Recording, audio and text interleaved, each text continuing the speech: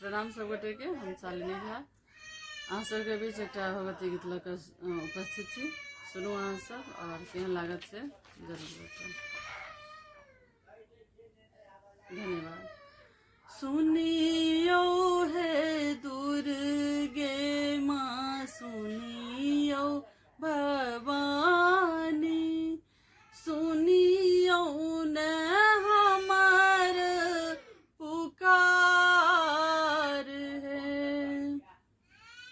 सुनियो है दुर्गे माँ, सुनियो भवानी, सुनियो न हमार पुकार है। गुरी घर हम नहीं जायब जननी, खोलियो न अपना के बार है। मैया सुनियो न हमारा पुकार है। मैया खोलियो न अपना के बार है। लाल अरहुल लाल पटोरस,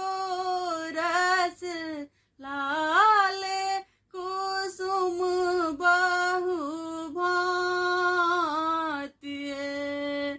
लाल अरहुल लाल पटोरस, लाल कुसुम बहु भांति है।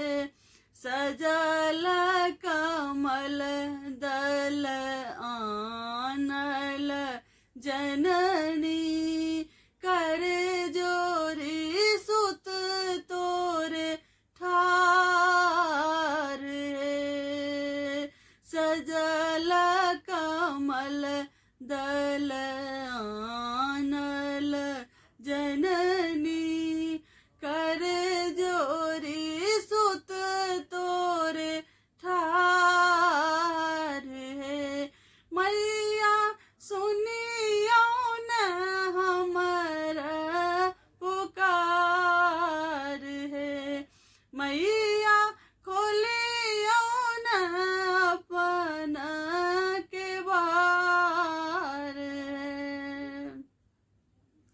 चकमक आंगन बहुविधि व्यंजन से लागल केहन सचार है। चकमक आंगन बहुविधि व्यंजन से लागल केहन सचार है।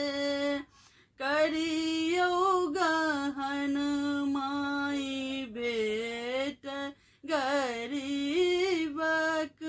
आनल फूलक हार है। करियो गहन माई भेट गरीबक, आनल